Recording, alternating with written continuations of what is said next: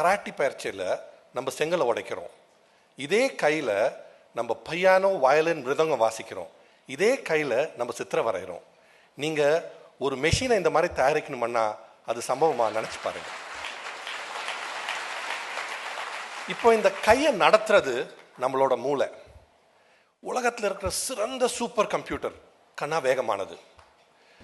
இப்போ நம்ம ஆடியன்ஸில் எத்தனையோ பேர் டிரைவ் பண்ணுவீங்க, வண்டி ஓட்டுவீங்க. நீங்கள் நினச்சி பாருங்க, சில டைம் வீட்டிலேருந்து கிளம்புறீங்க, எப்படி போகிறீங்க என்ன பண்ணுறீங்கன்னு தெரியாது, ஆஃபீஸில் போய் சேர்ந்துடுறீங்க.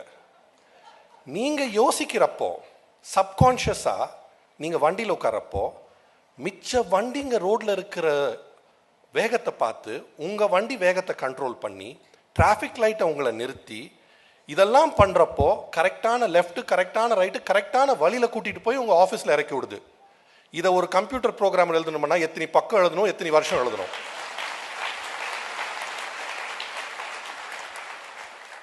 இது நம்மளோட மூளை. அடுத்தது நம்மளோட சிறுநீரகம். It is the most fantastic filter, நமக்கு தெரிஞ்ச ஃபில்டர் உலகத்திலேயே. ஒரு சிறுநீரகத்தில் 1,00,000 சின்ன ஃபில்டர் இருக்கு. எத்தனை பேருக்கு தெரியும்னு எனக்கு தெரியாது, நம்ம ரத்தத்தில் இருக்கிற உப்பு கடலில் இருக்கிற உப்பு ஒரே அளவு, தெரியுங்களா உங்களுக்கு? அண்ட் அந்த உப்பு லெவலை இவ்வளோ சின்ன மார்ஜினில் நம்ம கிட்னி கண்ட்ரோல் பண்ணுது. அது மாத்திரம் இல்லை, நம்மளோட பாடியோட பிஹெச், நம்மளோட பிளட் ப்ரெஷர் எல்லாத்தையுமே அந்த 2 சின்ன சிறுநீரகம் ரெகுலேட் பண்ணுது.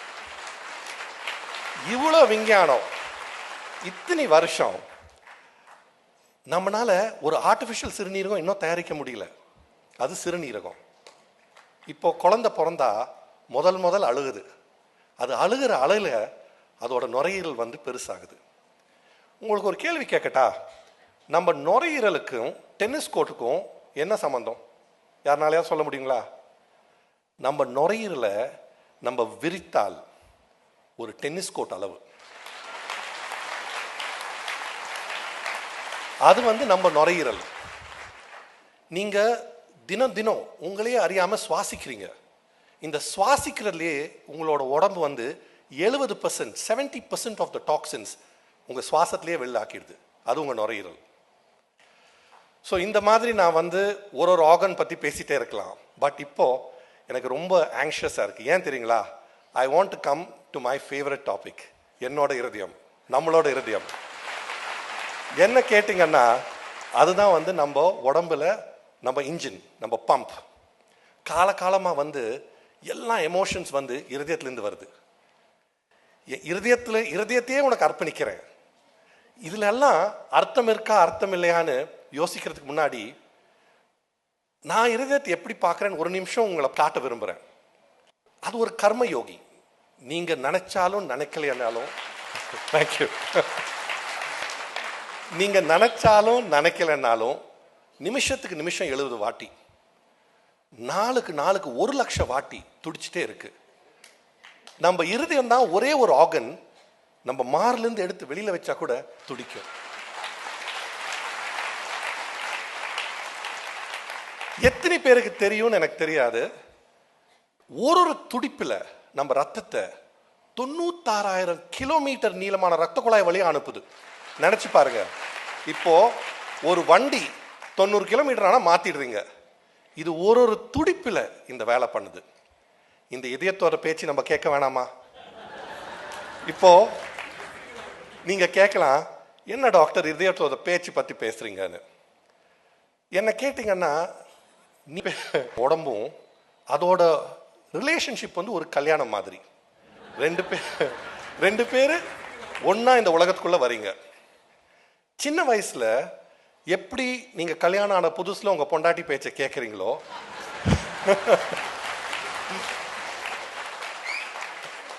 சின்ன வயசுல நீங்க உங்க உடம்போட பேச்சு கேட்குறீங்க. பசிச்சா அழுறீங்க, களைச்சா படுத்து தூங்கிடுறீங்க. வளர வளர அதோட பேச்சு கேட்க மறந்துடுறீங்க. பசிச்சா சாப்பிடாம வேலை செய்கிறீங்க, அழைப்பு இருந்தால் 2 காஃபி அடிச்சுட்டு வேலைக்கு போகிறீங்க. எப்படி நீங்கள் கல்யாணத்துக்கு அப்புறம் கொஞ்சம் வருஷம் அப்புறம் பொண்டாட்டி பேச்சை கேட்காம அதுக்காக உங்களுக்கு கிடைக்கிற கஷ்டம் கிடைக்குதோ, இல்லை முதல்ல ஒரு ரவுண்டு நான் பார்த்துக்கிறேன், ஆம்பளைங்க அதிகமாக இருக்காங்களா பொம்பளைங்க அதிகமாக இருக்காங்களா, ஓகே ரைட். ஸோ எப்படி நீங்கள் பொண்டாட்டி பேச்சு கேட்காம கஷ்டப்படுறீங்களோ, உங்க உடலின் பேச்சு கேட்காம நீங்க கஷ்டப்படுறீங்க. அப்புறம் வயசான பிறகு கேட்கணும்னு விரும்புறீங்க, ரொம்ப லேட் ஆயிடுது. ஸோ இதுதான் வந்து நம்ம உடல். நீங்க கேட்கலாம், உங்க இருதயம் எப்படி டாக்டர் உங்க கூட பேசுதுன்னு. திடீர்னு வேகமா 3 மாடி ஏறுறீங்க அர்ஜென்ட்டா போறதுக்கு, உங்க இருதயம் வந்து உங்க மார்ல தடக் தடக் தடக் தடக்குன்னு துடிக்குது. அது என்ன சொல்லுது, பாருப்பா நீ டெய்லி இது பண்ண மாட்டேங்கிற, என்னைக்கோ ஒரு நாள் பண்ற, என்னால முடியல, சரியா, கொஞ்சம் கொஞ்சமா என்னை பழக்கப்படுத்து. அதுதான் உங்க இருதயம், சரிங்களா? இப்போ அடுத்தது நான் வந்து நம்ம இருதயத்தை எப்படி பாதுகாக்கணும்னு சொல்றது வந்து ரொம்ப முக்கியம். இது வந்து ஒரு பெரிய சிதம்பர ரகசியம் இல்லை. எல்லாரும் சொல்லுவாங்க நீங்க எக்ஸசைஸ் பண்ணணும்னு. இந்த எக்ஸசைஸ் வந்து பெரிய விஷயம் இல்லை. அதுக்காக லட்சக்கணக்கான ஜிம் எக்யூப்மெண்ட் வாங்க தேவையில்லை. ஒரு நாளைக்கு 40 நிமிஷம் நிறுத்தி நீங்க போய் எக்ஸசைஸ் பண்ணணும், டிஷர்ட் ஷார்ட்ஸ் எல்லாம் போட்டு அதெல்லாம் ஒன்றும் அவசரம் இல்லை. நீங்க வேலைக்கு போறீங்க, நீங்க ஆஃபீஸ்லேருந்து ஒரு 10 நிமிஷம் தூரத்தில் வண்டியை நிறுத்துங்க, 10 நிமிஷம் நடந்து போயிடுங்க. மத்தியானம் ஒரு லஞ்சு சாப்பிட்டுட்டு உங்க ஃப்ரெண்ட்ஸோட டேபிளுக்கெல்லாம் ஒரு சின்ன வாக்கை போயிட்டு வந்து திருப்பி உட்காந்துருங்க. சாயந்தரம் எனிவே வண்டிக்கு நடந்தா போகணும், 30 நிமிஷம் வாக் ஆச்சு. பஸ்ஸுக்கு கோயிலுக்கு பஸ்ஸில் போறீங்க.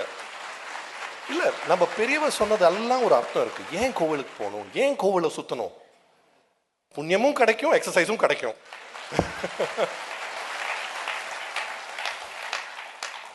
So it is very simple, சரிங்களா? இப்போ அடுத்தது வந்து நம்ம இருதயத்தை பற்றி பேசியாச்சு. உங்க குடும்பத்துக்கு நீங்க கொடுக்கக்கூடிய மிகப்பெரிய அன்பளிப்பு என்னன்னு உங்களால சொல்ல முடியுமா? நான் வந்து கேட்குறேன். நீங்கள் நினைக்கலாம் உங்கள் பொண்டாட்டிக்கு இஷ்டமான அந்த நகை, இல்லாட்டி உங்கள் டீனேஜ் பையனுக்கு தேவைப்பட்ட அந்த கார், இல்லாட்டி உங்கள் குடும்பத்துக்கு தேவைப்பட்ட அந்த வீடு. இதெல்லாம் இல்லை. நீங்கள் உங்கள் குடும்பத்துக்கு கொடுக்கக்கூடிய மிகப்பெரிய அன்பளிப்பு உங்களோட ஆரோக்கியம். நமக்கு உடம்பு சரியில்லாதப்ப தான் நம்ம டாக்டர் ஹாஸ்பிட்டல்னு யோசிக்கிறோம். பேப்பரில் டிவியில் இந்த மருத்துவமனைக்கு இவ்வளோ சார்ஜ் போடுறாங்க, இந்த டாக்டருங்க இவ்வளோ ஃபீஸ் போடுறாங்க, கேட்டு கேட்டு சலிச்சிருச்சு. ஏன் என்னோட ஃப்ரெண்ட்ஸே சொல்லுவாங்க, டே சாய் நீ ஆன்ஜியோ பிளாஸ்டி பண்றது இல்லடா, நீ 5 லட்சம் பிளாஸ்டி பண்றேன்னு. பட் என்ன பண்றது, when you want to use the best it is expensive. But நான் என்ன சொல்றேன், இந்த உலகத்தில் இருக்கிற இந்த டெக்னாலஜி எல்லாம், இந்த ஹாஸ்பிட்டல்ஸ் கொடுக்க வேண்டிய உங்களுக்கு ட்ரீட்மெண்ட்ஸ் எல்லாம், என்ன மாதிரி ஸ்பெஷலிஸ்ட் கொடுக்க வேண்டிய உங்களோட ட்ரீட்மெண்ட் எல்லாமே இஸ் இம்மெட்டீரியல் டு யூ. நீங்க உங்க உடம்ப பார்த்துக்கிட்டா, சரிங்களா? அண்ட் இதுக்கு வந்து ஒரு 5 ரூல். எவ்வளோத்துக்கு எவ்வளோ நடக்கிறீங்களோ அவ்வளோத்துக்கு அவ்வளோ என் மாதிரி ஆள்கிட்ட இருந்து தப்பிச்சிருப்பீங்க. எவ்வளோத்துக்கு எவ்வளோ கம்மியாக சாப்பிட்றீங்களோ அவ்வளோத்துக்கு அவ்வளோ மருத்துவமனையிலேருந்து தூரமாக இருப்பீங்க. எவ்வளோத்துக்கு எவ்வளோ சிரிக்கிறீங்களோ அவ்வளோத்துக்கு அவ்வளோ லாங் லைஃப் இருக்கு உங்களுக்கு. 7 மணி நேரம் படுத்து தூங்குங்க. இப்போ உங்களுக்கு மலேரியா ஜுரம் இருந்தா உங்களுக்கு ஜுரம் இருக்கும், கால் உடஞ்சா வலி இருக்கும். நான் ஒன்று கேட்குறேன், சுகரோ பிபி இருக்கிற பேஷண்ட்ஸுக்கு உங்களுக்கு தெரியுமா, இருக்கிற சுகர் பிபியில் 2 பேருக்கு ஒருத்தருக்கு தான் தெரியும் அவங்களுக்கு வந்து சுகர் இருக்குன்னு. ஏன்னா எந்த சிம்டம் இல்லை. அதனால வருஷத்தில் ஒரு வாட்டி போய் ஒரு செக்அப் பண்ணிக்கோங்க, அவ்வளோதான். 5 simple rules to good health. என்னோட பாட்டி இறந்தப்போ அவங்களோட வயசு 92. என்னை செல்லமாக சாயின்னு கூப்பிடாங்க. நான் ஏதாவது சேட்டை பண்ணால் முட்டாப்பாய பிள்ளைன்னு கூப்பிடுவாங்க. எனக்கு இதை கேட்கறதுல ஒரு குறும்பு சந்தோஷம். அதுவும் எங்க அப்பா முன்னாடி அவங்க என்ன இதை கூப்பிட்டா எனக்கு இன்னும் சந்தோஷம். அவர் இதை பார்க்க தான் போறாரு. ஆமா எனக்கு தெரியும், அப்புறம் பிரச்சனை வரும், தைரியமா சொல்லிட்டேன், நீங்க எல்லாம் கிளாப் அடிக்கிறீங்கன்னு சொல்லிட்டேன். ஸோ அதிகபட்சம் அவங்க முன்னாடி, எங்க அப்பா முன்னாடி தான் நான் சேட்டை அதிகமா பண்ணுவேன். அவங்க சொன்ன ஒரு வார்த்தை இன்னும் என் காதலியே இருக்கு.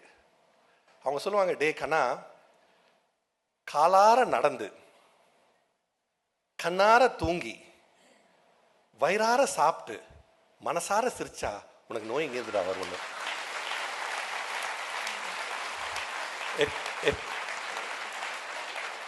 It was such a fabulous audience.